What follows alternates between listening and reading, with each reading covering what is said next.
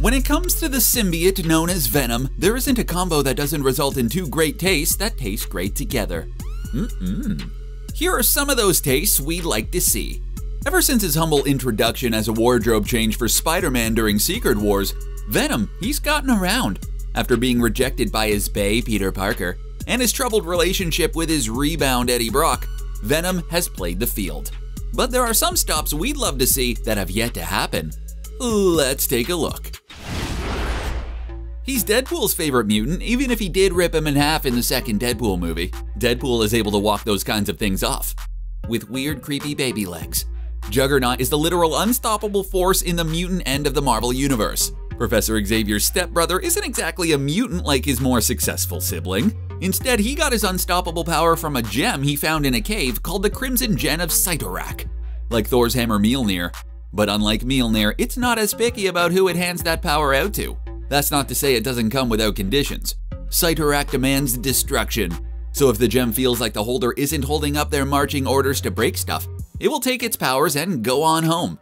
Luckily for Kane Marco and the Crimson Gem of Cyttorak, Marco delights in breaking stuff. Should Cyttorak ever feel like he wants more, then the Venom symbiote is just what the otherworldly being of unimaginable horror is looking for.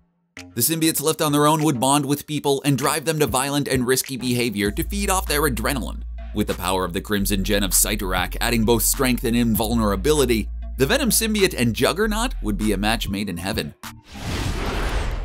Some heroes are defined by the people that they fight. Batman fights the literal madness of Gotham with a rogues gallery dedicated to committing crimes with a specific theme. Captain America fought literally for his namesake country in World War II, with his comic book counterpart standing in the way in the form of the Red Skull, leader of Hydra. Where a baddie like Juggernaut might feel like smashing a bunch of stuff and messing up his stepbrother's favorite things is a good day at work, masterminds like the Red Skull have a plan. A nefarious, complicated plan that usually involves calling an underling fool and explaining his plan to a captured hero.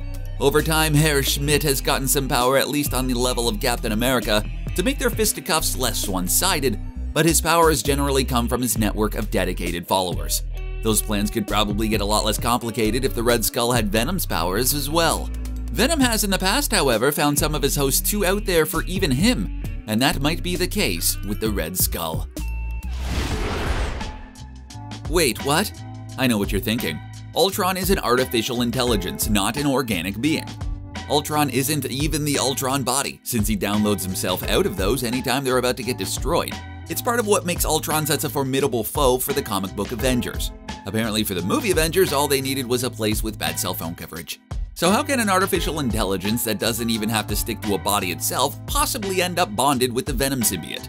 The 100th anniversary Spider-Man special told a story set in the future of an alternate Earth. During that story, the Kingpin buys the symbiote off of Eddie Brock and then starts experimenting with it, giving the Venom symbiote's host the ability to control electronic devices and eventually travel via electricity at the cost of the symbiote's consciousness.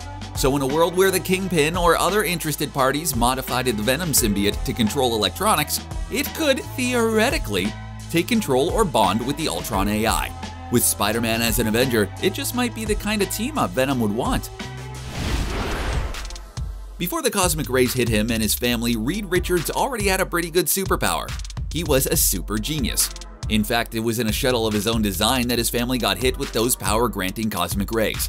Of all the people that Venom could bond with, Mr. Fantastic would be the one that wouldn't really gain Venom's gooey ability to manipulate his shape, since Mr. Fantastic can already do that. It might end up being a bit like putting a Mentos in a Diet Coke.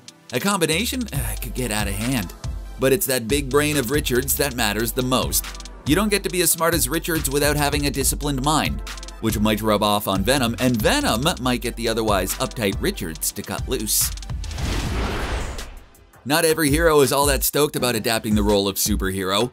Most of them do it out of some sort of tragedy. They either get superpowers or decide to use their superpowers for good.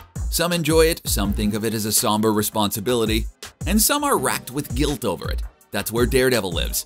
He fights for Hell's Kitchen at night as the man without fear, and during the day as a lawyer at a law clinic, sometimes defending the very people he helped capture the night before. For Matt Murdock, the job doesn't end when they get captured. Would Venom's tendency to step on the gas for his host's desires bring about a less reserved Daredevil? It's possible. It's also possible that the level of guilt and responsibility that Murdock would feel afterwards might make Venom's heart grow a size or two. While we're on this subject of strong minds, we can't forget one of the strongest minds in Marvel Comics. Professor X, the powerful telepath and mutant, is the founder of Xavier's School for Gifted Youngsters. In his role as shepherd for wayward mutants and advocate for mutant kind, Charles Xavier has had more than a few encounters with people who aim to do no good. He's so understanding that he manages to have more frenemies than enemies, with his biggest foe Magneto eventually leading his team in his absence.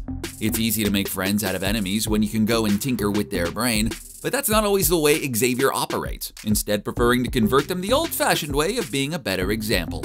A Venom-bonded Xavier has one distinct advantage, and that's walking. With Xavier's telepathic abilities, he can shield himself from Venom's more insidious influences, and might be able to connect to the symbiote in ways others wouldn't be able to. He might even be able to turn him into an ally. When it comes down to it, there aren't that many people left in the Marvel Universe that haven't bonded with Venom. There was even a whole Venomverse where Venom played his own version of Hot Potato across the Marvel Universe. But there are some characters that are separated by a mostly impenetrable barrier that keeps them Venom-free. And that, folks, is intellectual property rights. Characters over at the distinguished competition, DC Comics, get to stay off that list of characters that bonded with Venom until another company crossover. Why not start at the top? Darkseid is so much more than the Thanos of DC Comics. Part of the New Gods created by Jack Kirby, Darkseid is the answer to any question of two powerful characters in the DC universe. Like Thanos though, Darkseid has a cult-like obsession with death. Which raises the question, what possible difference could bonding with Venom symbiote have? Darkseid would actually get less powerful with the added weakness of fire and sound, and in the past there have been hosts that are just too dark for Venom, and Darkseid just might be one of those. DC has another bad guy who just wants to see the world burn, who also doesn't come with a set of powers that make him unstoppable. The Joker has managed to be a foil of Batman for decades, despite being a scrawny little dude who can barely throw a punch. In fact, Joker has had to include getting the snot beat out of him by the beefier Batman into his maniacal plans. Dude can take a beating. That wouldn't be the case with the Venom symbiote. Now the Joker would have more than enough superpowers to tap onto to be able to go toe-to-toe with the Bat. But honestly, if that wasn't important to the Joker, he has plenty of people available to build him a suit. If that suit, however, was a sentient being that could be convinced that tilting the world towards chaos is a heroic act, he might just take advantage of that. Remember how we said Venom wants to be a good guy like Peter Parker? He just has a terrible idea of how that looks. That would make him susceptible to a master manipulator like the Joker to turn them into a mayhem-causing team-up. Venom isn't the only one who struggles with how to be a good guy. Batman is the hardliner of the Justice League. While the other heroes might meet deadly foes with weird themes, they can come off as a day at the park compared to the pack of weirdos that Batman faces. Having lost his parents in front of him at a young age, Bruce Wayne is determined to fight crime with fear and somber seriousness. The result is when Batman cuts loose, he gets more violent when dealing with bad guys. While other heroes adopt a don't kill policy as a check on their own power, Batman adopts his, in some versions, as one of the only things that separates him from the people he's fighting. Which means that a Venom-bonded Batman might, for a time, ends up being exactly the kind of hero Venom thinks heroes should be, really, really harsh. Bruce Wayne, being a man of will, might be into it at first, but you can't control him for that long before he takes the wheel back. Fortunately for Bruce, Gotham's Gothic architecture has a lot of steeple bells to get rid of Venom with. Well, it was only a matter of time, right? Superman is credited with creating the modern superhero as we know it. Since his introduction, Superman has also been a primary example of power creep. When he started out, leaping tall buildings with a single bound wasn't a euphemism for flying. That's literally what he did. These days, he can fly fast enough to keep up with the Flash, shoot beams out of his eyes, and survive nuclear blasts. How far he's come. So what's a little more creep? Well, we know that Superman can be tempted to cross that line of keeping his immense power in check to cutting loose. In fact, Superman losing control appears to have been a part of Zack Snyder's vision for the current cinematic Superman. Presuming that Venom could bond with the Kryptonian, would Venom's influence allow Kal-El to cut loose? Or would he overpower Venom? It's hard to say. Fortunately for Superman, if he's done with Venom, he has both eye beams and a powerful sonic clap to get rid of him. Okay, I need to see a costume mock-up for a Superman-Venom crossover. Go for it, Internet! Those are some of the characters we'd love to see bonded with the Venom symbiote. Who would you like to see? Is it MODOK? I bet it's MODOK. It totally should be MODOK.